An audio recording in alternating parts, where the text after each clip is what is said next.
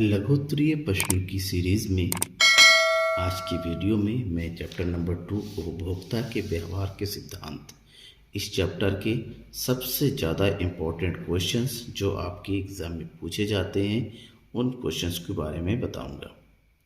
Question के answer कितना लिखना है, कैसे लिखना है, तो पूरी वीडियो को लास्ट तक देखते रहिए। आपको हर एक इम्पोर्टेंट, क्योंकि इस चैप्टर का हर एक क्वेश्चन जो मैं बता रहा हूँ इम्पोर्टेंट है और पिछले कुछ वर्षों में बोर्ड एग्ज़ाम में पूछा गया है। तो देखते रहिए वीडियो को और अपने उन दोस्तों के बीच में भी शेयर कीजिए जो बोर्ड एग्ज़ाम की प्रिपरेशन कर रहे हैं और उनको इम्पोर्टेंट क्वेश्चन चाहिए। ठीक है, तो चलिए हम करते हैं सिलसिला इम्पोर्टेंट क्वेश्चन का। और ये लघुत्तर प्रश्न है जो कि एग्ज़ाम में 3 मार्क्स 4 मार्क्स में पूछे जाते हैं उत्तराखंड बोर्ड में, और यूपी बोर्ड में पूछे जाते हैं 5 या 6 मार्क्स में। ठीक है, जिसका आंसर आपको 60 से 70 शब्दों के बीच में देना होता है। पहला क्वेश्चन मैंने रखा है आज की इस वीडियो का, जो कई बार पूछा गया, बहुत ज़्यादा इम्पोर्टेंट है। बजट रेखा क्या है, या बजट रेखा के समीकरण को लिखिए। बजट रेखा के बारे में बताना है। तो आंसर आप क्या लिख सकते हैं, क्योंकि बहुत छोटा लघुत्तरीय है तो बहुत ही विस्तार से नहीं लिखना है। देखिए इसका आंसर इतने भी कंप्लीट हो जाता है। बजट रेखा एक ऐसी रेखा है जो उन समूहों को प्रकट करता है जिससे उपभोक्ता प्रचलित बाजार मूल्य पर अपनी आय से खरीद सकता है। मतलब एक ऐसी रेखा जहां पर उपभोक्ता की आय के द्वारा किसी वस्तु की कीमत पर दो या दो वस्तु खरीदने का जो संयोग प्रकट किया जाता है, उस संयोगों को प्रकट करने वाली रेखा को बजट रेखा, ये बजट रेखा है। और जहाँ पर बजट रेखा समीकरण क्या होता है, एम, जिसका मतलब होता है आय। ठीक है ना, तो एम बराबर क्या होता है, P x multiply by P one multiply by x one. इसका मतलब क्या होता है, पी वन एक्स वन, इसका मतलब होता है किसी वस्तु की कीमत और वस्तु की मात्रा प्लस दूसरी वस्तु की कीमत, दूसरी वस्तु की मात्रा, दोनों को जोड़ करेंगे तो वो आय के बराबर होगी। तो ये बजट रेखा कहते हैं इसको। ठीक है, दूसरा क्वेश्चन, सामान्य वस्तु से आप क्या समझते हैं। सामान्य वस्तु किसे कहते हैं। सामान्य वस्तु ऐसी वस्तु होती है जिसका आय के साथ प्रत्यक्ष संबंध होता है। और लिखने का तरीका क्या है, वह वस्तु जिसकी मांग आय के बढ़ने के साथ बढ़ती है और आय के घटने के साथ घटती है, इसे सामान्य वस्तु कहते हैं। सामान्य वस्तु की मांग और आय में धनात्मक संबंध होता है। सामान्य वस्तु के संबंध में आय मांग वक्त धनात्मक ढाल वाला होता है। धनात्मक ढाल मतलब क्योंकि आय और मात्रा की बात कर रहे हैं। सामान्य वस्तु में अगर वस्तु की, लोगों के, उपभोक्ता की आय में वृद्धि होती है तो मांग की मात्रा में वृद्धि होगी। आय में कमी होगी, डाउन होगी, तो मांगी गई मात्रा में भी ये कमी हो जाएगी। इसका मतलब होता है आय में और वस्तु की मांग में, सामान्य वस्तु की मांग में धनात्मक संबंध होता है, जो ये बताता है कि उपभोक्ता की आय में वृद्धि उसकी मांग में वृद्धि करती है, जबकि आय में कमी वस्तु की मांग में कमी उत्पन्न करती है। ठीक है, ये इसका क्वेश्चन का कंप्लीट आंसर हो जाता है। क्वेश्चन नंबर 3, स्थानापन्न वस्तु तथा पूरक वस्तु में अंतर बताइए। स्थानापन्न किसे कहते हैं, पूरक वस्तु किसे कहते हैं, इन दोनों के बीच में अंतर बताना है। वैसे तो अंतर आप जो है लाइन खींच के 2 ग्रुप में बांट के भी कर सकते हैं, लेकिन यहाँ पर हम जो है, मैंने इसको जो है नॉर्मली पैराग्राफ बेस में बताया है। स्थानापन्न वस्तु मतलब ऐसी वस्तु जिनका प्रयोग एक वस्तु के स्थान पर दूसरी वस्तु को किया जाता है, और पूरक वस्तु जिनका प्रयोग एक साथ एक ही आवश्यकता की संतुष्टि के लिए किया जाता है। तो सबसे पहले दोनों का अर्थ देंगे, क्योंकि 3 नंबर 4 नंबर में होता है। तो अर्थ बताइए सबसे पहले। स्थानापन्न वस्तु वे है जिनका एक दूसरे के स्थान पर प्रयोग किया जाता है, जैसे चाय हो गई और कॉफ़ी हो गई। चाय की जगह कॉफ़ी पिया जा सकता है, कॉफ़ी की जगह चाय पिया जा सकता है, दोनों स्थानापन्न वस्तु हुई। जबकि पूरक वस्तु वे वस्तु है जिनका प्रयोग किसी आवश्यकता की संतुष्टि के लिए एक साथ किया जाता है, जैसे जूता और मोजा। जूते के साथ मोजा पहना जाता है, खाली मोजा और बिना जूते के नहीं पहना जा सकता। तो दोनों एक दूसरे की पूरक वस्तु है। अंतरों में आगे बात करें तो धनात्मक वस्तुओं में एक वस्तु की कीमतों का दूसरी वस्तु की मांग में विपरीत संबंध होता है। मतलब क्या हुआ, अगर एक वस्तु की कीमतों में वृद्धि होती है तो दूसरी वस्तु की मांग में कमी हो जाती है। अगर पहली वस्तु की कीमतें अगर बढ़ जाती है तो दूसरी वस्तु की मांग बढ़ जाती है। तो यहाँ पर दोनों वस्तुओं के बीच में की कीमतों में एक वस्तु की कीमत और दूसरी वस्तु की मांग, दोनों के कैसा होता है, उल्टा संबंध होता है। जबकि पूरक वस्तु में एक वस्तु की कीमत तथा दूसरी वस्तु की मांग में धनात्मक संबंध होता है। मान लीजिए पेट्रोल की कीमत घट गई तो कार की बिक्री की तेज हो जाएगी, कार की मांग बढ़ जाएगी। पेट्रोल की कीमत बढ़ जाती है तो कार की बिक्री की मांग जो है घट जाएगी। धनात्मक संबंध होता है। ठीक है, नेक्स्ट इंपॉर्टेंट क्वेश्चन है, ये तो नेक्स्ट इंपॉर्टेंट क्या है, ये मोस्ट इंपॉर्टेंट क्वेश्चन है। अनधिमान वक्र, उदासीनता, तटस्थता, ये इसको उदासीनता वक्र भी कहते हैं और तटस्थ वक्र भी कहते हैं। इसे आप क्या समझते हैं? आंसर देखें तो आंसर इतने में ही कंप्लीट हो जाता है शॉर्ट में कि अनधिमान वक्र दो वस्तुओं के ऐसे विभिन्न संयोगों को बताने वाली रेखा है जिसको इस प्रकार व्यवस्थित किया जाता है कि उपभोक्ता उन संयोगों के प्रति उदासीन होता है और किसी एक को अन्य की तुलना में वरीयता नहीं देता। इसका मतलब ये हुआ कि यहाँ पर उत्पादन का प्रत्येक संयोग उत्पादक के लिए क्या होता है, यह उपभोक्ता के लिए बराबर होता है। किसी कोई किसी विशेष संयोग को जो है वरीयता नहीं देता, उसके लिए सभी बराबर होता है। दूसरी बात, यहाँ पर किसी भी वस्तु का यहाँ पर जीरो नहीं होता है, इसलिए जो इसका ग्राफ बनता है, देखिए कुछ राउंड इस तरह से बनता चला जाता है। ठीक है ना, इस शेप में बनता चला जाता है, यानी कि वो मूल बिंदु को कभी नहीं छुएगा। यह है अनधिमान वक्र या उदासीनता वक्र। क्वेश्चन नंबर 5 चैप्टर नंबर 2 का उपयोगिता से क्या आशय है, इसकी प्रमुख विशेषताएं बताइए। उपयोगिता, जिसको इंग्लिश में बोलते हैं यूटिलिटी, या फिर दूसरी भाषा में इसको तुष्टि गुण भी बोलते हैं, तुष्टि गुण। ठीक है, हमें समझना है कि उपयोगिता क्या है। वास्तव में उपयोगिता का मतलब किसी वस्तु का उपयोगी होना। किसी वस्तु की उपयोगिता का मतलब होता है किसी वस्तु की वह क्षमता जिससे किसी मानवीय आवश्यकताओं की संतुष्टि होती है, उसे हम उपयोगिता कहते हैं। अगर ये पेंसिल है जिसका मैं यूज़ कर रहा हूँ तो यहाँ पर इसका प्रयोग हो रहा है, इसका मतलब ये इसकी उपयोगिता है। इस पेंसिल से अगर मैं दीवार में लिखने जाऊँ तो इसका, क्योंकि दीवार में लिखने का कोई तुक ही नहीं बनता है। कोई वस्तु जिससे अगर किसी आवश्यकता की संतुष्टि होती है, आवश्यकता पूरी होती है, तो उसे उस वस्तु की उपयोगिता बोलते हैं। प्रोफेसर वाक के अनुसार उन्होंने कहा था उपयोगिता मानवीय आवश्यकताओं की संतुष्टि करने की क्षमता, यानी कोई वस्तु अगर उस वस्तु से किसी भी आदमी की जरूरतें पूरी होती हैं तो हम कहते हैं कि वो उसकी उपयोगी है। ये उपयोगिता, इसमें उपयोगिता की कुछ विशेषताएं हैं कि उपयोगिता एक अमूर्त धारणा है, मतलब उपयोगिता को ना हम देख सकते ना छू सकते हैं, ये केवल एक महसूस करने की चीज़ है। उपयोगिता व्यक्ति फर्क होती है, यानी कि एक ही वस्तु की उपयोगिता अलग अलग व्यक्तियों के लिए अलग अलग होती है, एक जैसी नहीं हो सकती।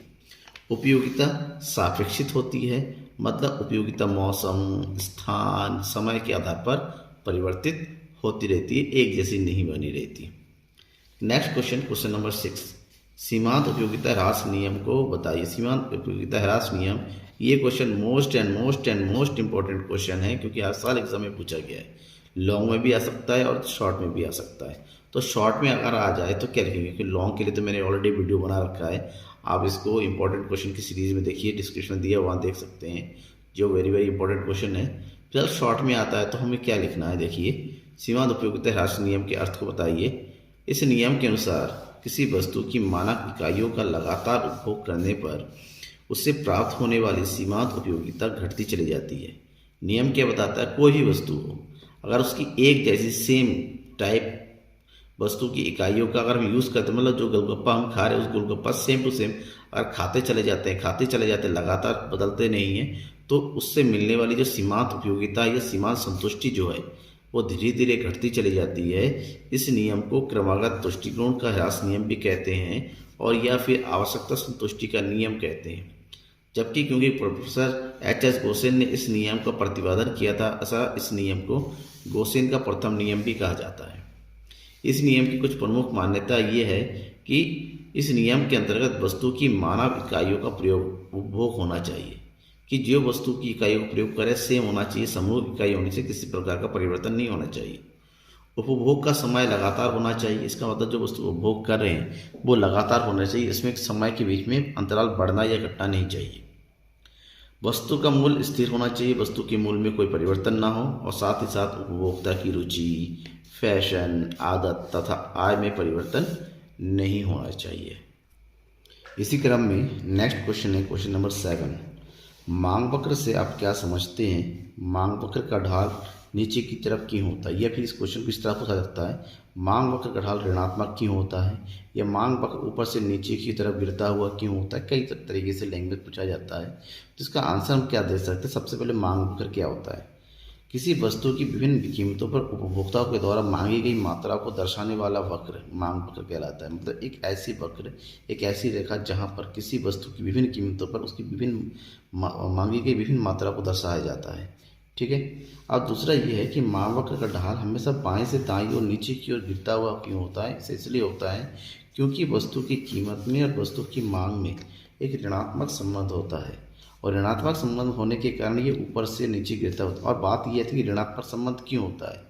पहली बात तो यह है कि यहाँ पर सीमांत उपयोगिता ह्रास नियम की क्रियाशीलता होती है। उपभोक्ता उन वस्तुओं की प्रयोग कम करेगा जिससे सीमांत उपयोगिता कम मिलती है, और जाहिर सी बात है पैसा ज़्यादा खर्च करेंगे तो उपयोगिता भी कम हो जाएगी। ऐसे में वस्तु की कीमत घटने पर जो उसकी मांग ऑटोमेटिक कम होने लगती है। उपभोक्ता का आय प्रभाव और वस्तु का प्रतिस्थापन प्रभाव भी इस नियम को जो है क्या कहते हैं, मांग के वक्र को नीचे की ओर गिराने में सहायता करता है। नेक्स्ट क्वेश्चन है, मांग से ही मांग के नियम की व्याख्या कीजिए। मांग का नियम क्या होता है। इंपॉर्टेंट क्वेश्चन है और इजी क्वेश्चन है, फिर भी आपको पता होना चाहिए इस क्वेश्चन को लिखना कितने। सबसे पहले मांग के नियम के अर्थ को बताइए।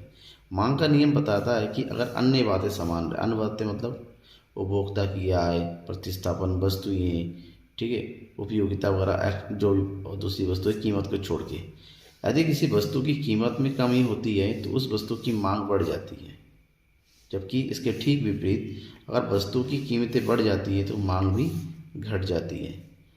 अब मांग के नियम के अनुसार, मांग का नियम थोड़ा एक्सप्लेन कर दो। इस नियम के अनुसार वस्तु की कीमत और मांग में, उसी वस्तु की कीमत और उस वस्तु की मांग में हमेशा ऋणात्मक संबंध होता है, यानी कि यहाँ पर एक बढ़ेगा तो दूसरा घटेगा। क्वेश्चन नंबर 9, किसी वस्तु की मांग की लोच को प्रभावित करने वाले तत्वों का उल्लेख कीजिए। कि मांग की लोच को कौन कौन से कारक जो है प्रभावित करते हैं। वैसे तो बहुत सारे कारक, क्योंकि शॉर्ट है तो शॉर्ट में आपको 3 या 4 कारण लिख देंगे तो इनफ है, सर एक्सप्लेन कर दीजिए। तो इस वीडियो में मैंने कुछ कुल मिला के 3 कारकों को बताया जो सबसे ज़्यादा इंपॉर्टेंट है, जिससे मांग की लोच प्रभावित हो सकती है। सबसे पहले वस्तु की प्रकृति। वस्तु की प्रकृति को 3 वर्गों में बांटा गया है, सामान्य, अनिवार्य वस्तु, सामान्य वस्तु और अति जो है आरामदायक वस्तुएं। तो अगर वस्तुएं अनिवार्य वस्तु हैं तो इसकी लोच जो है बेरोजगार होती है। अगर विलासिता वाली वस्तुएं हैं तो इसकी लोच जो है बहुत ज़्यादा लोचदार होती है और आरामदायक भी लोचदार होती है। ठीक है। प्रतिस्थापन वस्तुओं की उपलब्धता। किसी वस्तु की लोच का होना प्रतिस्थापन वस्तु पर निर्भर करता है। अगर किसी भी वस्तु की प्रतिस्थापन वस्तुएं बहुत ज़्यादा ही या निकट उपस्थित होती है तो उस वस्तु की लोच, मांग लोच भी कैसी होगी, अधिक होगी, यानी कि अधिक लोचदार होगी। जबकि किसी वस्तु का प्रतिस्थापन उपलब्ध ना हो, यानी कि उसकी जैसा मिलता जुलता कोई दूसरी वस्तु मार्केट में ना हो, तो उस वस्तु की मांग बेलोचदार होती है। और नेक्स्ट, उपभोक्ता की आय। जाहिर सी बात है, उपभोक्ता की आय में हम बात करें, बहुत ही ज़्यादा गरीब लोग या बहुत ज़्यादा अमीर लोग, इनके लिए किसी वस्तु के कीमत का कोई प्रभाव नहीं पड़ता है। यानी कि इन वस्तुओं के लिए वस्तु की मांग हमेशा कैसी होती है, बेरोजगार होती है। अपनी सब यहाँ पर कीमतों को ध्यान में नहीं रखा जाता कि गरीब लोग कीमत चुका नहीं पाएंगे, अमीर लोगों के लिए कीमत की कोई वैल्यू नहीं होती है। ये केवल और केवल मध्यम आय वाले लोगों के लिए होती है, जहाँ पर मांग की लोचदार होती है हमेशा। और नेक्स्ट क्वेश्चन है इंपॉर्टेंट क्वेश्चन, चित्र सहित मांग की लोच को विभिन्न श्रेणियों में समझाइए। मांग की लोच की श्रेणियाँ। मांग की लोच की कुल मिला के 5 श्रेणियाँ हैं। सापेक्ष लोचदार, जहाँ पर ED इक्वल टू क्या होता है 1। अधिक लोचदार, जहाँ पर ED इज ग्रेटर देन 1। कम लोचदार मांग, जहाँ पर ED इज स्मॉलर देन 1 होता है। पूर्णतः लोचदार मांग, यानी कि ED इक्वल टू इन्फिनिटी होता है। और लास्ट में पूर्णतः विलोचदार मांग, यानी कि ED इक्वल टू 0। अब एक एक करके हम इसको पढ़ेंगे। पहला पॉइंट है सापेक्ष लोचदार, जिसको हम कहते हैं इकाई लोचदार, यानी कि यहाँ पर वस्तु की कीमत में प्रतिशत परिवर्तन और उसके अनुसार उसकी मांग में होने वाले प्रतिशत परिवर्तन हमेशा समान रहता है। जब ये समान रहता है, इसका मतलब एग्जांपल लें, कीमत में का 10% का परिवर्तन हुआ तो मांग में भी 10% का परिवर्तन होता है। दैट मीन्स हमारा आंसर 1 के बराबर आता है। और जो ग्राफिकल रूप में रिप्रेजेंट करेंगे, दोनों के बीच में होने वाला चेंज इक्वल गैप जो है यहाँ पर बताएगा। मांग श्रेणियों में दूसरा है अधिक लोचदार मांग। अधिक लोच दर का मतलब जहाँ पर मांग की लोच जो है एक से अधिक होती है, और ये तब होता है जब किसी भी वस्तु की कीमत में होने वाला प्रतिशत परिवर्तन उस वस्तु की मांग में होने वाले परिवर्तन से कम होता है। यानी कि कीमत में जितना परिवर्तन होता है उसकी तुलना में मांग में अधिक परिवर्तन होता है, और ऐसे कारण में जब मांग में परिवर्तन को कीमत में परिवर्तन से भाग कर दिया जाता है तो आंसर एक से ज़्यादा होता है। और जब ग्राफिकल रूप में रिप्रेजेंट करेंगे तो मांग की मात्रा के बीच में ज़्यादा अंतर नजर आएगा, जबकि कीमत के बीच में कम अंतर नजर आता है। कम लोचदार मांग, इस स्थिति में वस्तु की कीमत में जितना परिवर्तन होता है उसकी तुलना में मांग में कम परिवर्तन होता है। यानी कि वस्तु की कीमत में परिवर्तन इज लेस देन मांग में परिवर्तन। अगर कीमत में 10% का परिवर्तन होता है तो मांग में केवल 5% का परिवर्तन होता है। सो यहाँ पर आंसर भी एक से कम होता है, that is it is smaller than 1। और जब ग्राफिकल रूप में रिप्रेजेंट करेंगे तो हम देखेंगे इसमें कीमत के बीच में जो गैप बन रहा है, जो परिवर्तन है वो अधिक है, जबकि मात्रा के बीच में परिवर्तन बहुत कम है। नेक्स्ट, पूर्णतः लोचदार। पूर्णतः लोचदार का मतलब होता है अगर वस्तु की कीमतों में परिवर्तन ना भी हो तो वस्तु की मांग में अत्यधिक परिवर्तन होता है। ऐसे में जब हम जीरो को किसी और चीज़ के डिवाइड करते हैं, सॉरी किसी और चीज़ को जीरो से डिवाइड करते हैं तो आंसर इन्फिनिटिव होता है, जिसको हम बोलते हैं अनंत लोचदार मांग। ठीक है, इसकी तरह जो एक्स एक्सिस के पैरेलल होती है। और नेक्स्ट एंड लास्ट, पूर्णतः बेलोचदार मांग। पूर्णतः बेलोचदार मांग मतलब ऐसी स्थिति जहाँ पर वस्तु की कीमत में परिवर्तन होने पर भी बहुत ज़्यादा बढ़ जाए या बहुत ज़्यादा घट जाए, मांग में परिवर्तन जीरो होती है, इसमें कोई परिवर्तन नहीं होता, स्ट्रेट लाइन का बन जाता है, बॉय एक्सिस के पैरेलल बन जाता है, तो उसको हम पूर्णतः बेलोचदार मांग की स्थिति कहते हैं। तो ये कुछ थे इंपॉर्टेंट क्वेश्चन जो लघुत्तरीय प्रश्नों में पूछे जाते हैं चैप्टर नंबर 2 से। तो बने रहिएगा मेरे चैनल के साथ, और इस वीडियो को लास्ट तक देने के लिए आप सबका धन्यवाद। और तैयार कीजिए अगले वीडियो को, जो इसमें मैं चैप्टर नंबर 3 के मोस्ट इंपॉर्टेंट लघुत्तरीय प्रश्नों के आंसर एक्सप्लेन करने वाला हूँ।